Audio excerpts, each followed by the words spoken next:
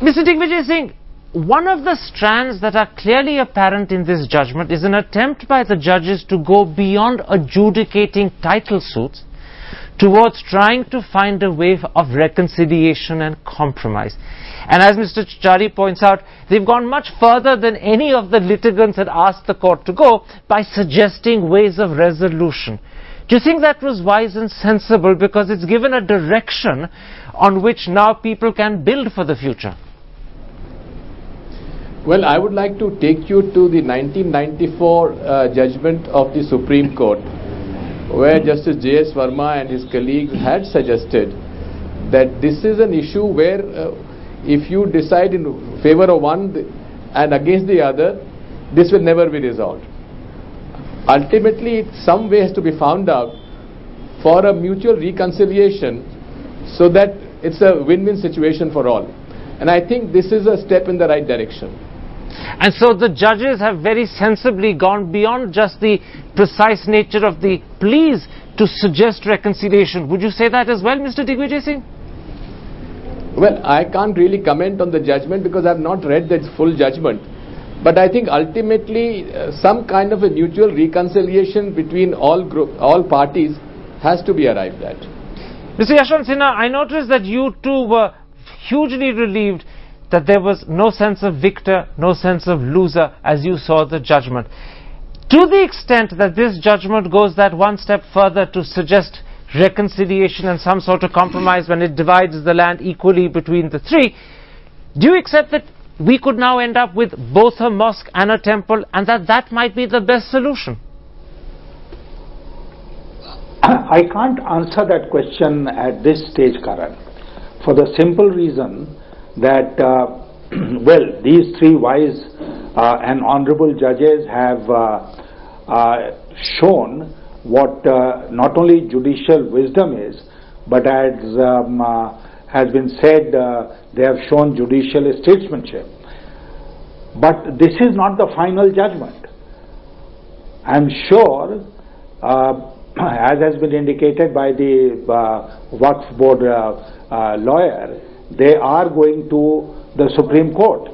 So there will be a judgment by the Supreme Court at some point of time, and that will be the final judgment on which we should really be commenting. At this time, to say whether it will be divided into three, not divided into three, whether it will be accepted, not accepted, and whether we should build on this judgment to arrive at a mutually acceptable settlement between the two communities is, I think, premature.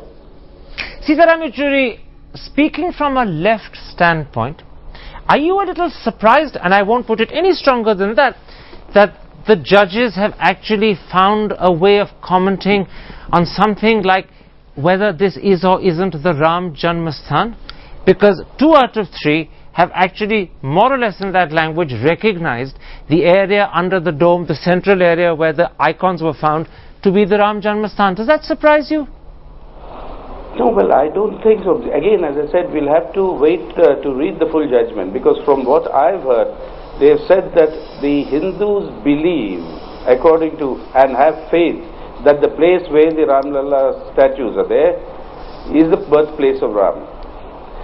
To state that that is the faith of the Hindus is different from saying that this is our verdict, that is the place of birth. Now, again, as I said, unless we see the judgment, I mean, we can't really comment on it. Can I read from the issues for briefing put up formally by the Allahabad High Court on its official website? There, under the question whether the disputed site is the birthplace of Bhagwan Ram, it reads, the disputed site is the birthplace of Lord Ram. Place of birth is a juristic person and is a deity. It is personified as the spirit of divine worship, as birthplace of Lord Ram as a child. That is only the brief issues for briefing, but it is officially on the website of the Allahabad High Court. Correct. You know, as Soli said earlier, we'll have to read the context and read the reasoning for it, and only then we'll like to comment. But because if you look at it, let me now take you back to the Gazette records of Faizabad. Can I? Do you have a minute? Can I read it out to you? Go ahead. The district gazetteer of Faridabad notes that the Babri Masjid had a, I quote, miracle well whose water was revered both by Hindus and Muslims for its cool sweetness and its disease-curing powers, unquote. It further notes, quote, up to this time, 1855, both Hindus and Muslims used to worship in the same building. But since the mutiny of 1857, an outer enclosure has been put up in front of the masjid, and the Hindus' forbidden access to the inner yard make the offering on a platform, chabutra, which they have raised in the outer one, unquote. Maybe the honorable judges were trying to recreate this sort of a situation way back in the middle of the 19th century before the British divide and rule policy came into effect. Absolutely. Can I interrupt? That's the. Can I interrupt? Can I interrupt? That's the reason why. Have to actually say. Can I interrupt? What you quoted is part of the basis for the judges recommending a three-way split.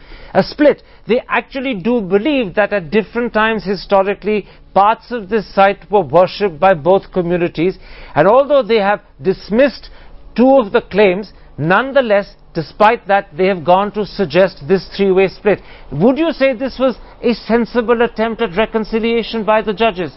Yeah, but then again the point we are to see, the cases before them were cases for title deeds. Now, whether this sort of a thing that has come up again, as I said, we'll have to read the judgment and study it properly, and I think there's generally everybody agrees that the final verdict will have to come from the Supreme Court. Okay. The court, the Allahabad bench has given time for 3 months for an appeal and said that status quo would be maintained in these 3 months. So I think a lot more water will flow on this issue, and I think till then the judicial process we all must accept and recognize is the only way to resolve this dispute. Soli Sorabjee, as a lawyer, what you have is 3 separate judgments by 3 separate judges on a variety of issues where each judge has his own opinion, and you have to find where the majority lies, on which point do 2 judges agree, on which point do another 2 agree, and sometimes it's different judges agreeing on different things. How difficult will it be to form a complete, comprehensive, clear opinion of this outcome? Well, you have to read the 2 judgments, which I may say the main judgment and the concurring judgment. Because obviously those 2 judgments are agreed as far as the conclusion, our ultimate conclusions are concerned. I don't think there may be much of a divergence of reasoning in that, but I can't say. Actually, I would have been very happy if the judgment were unanimous. Very well. Then let's see the judgment of the dissenting judge. What is it based on? Does it say there is no evidence, or does it say we can't go into discussions? But the main point which you should emphasize is that there has been a judicial resolution of this long festering dispute. Of course it's not final. It will go up to the Supreme Court, but I don't think either side will be completely satisfied. But even if they are not satisfied, they should not get a feeling that, we have won, we have triumphed. That's where the political leaders and parties have to play a very important part. Nor should the other parties also feel, we have lost very badly, and a sense of abject failure. This is the atmosphere, this is the political parties. And makers of public opinion have a very important part to play, and also the media. Absolutely. Media also has a part to play.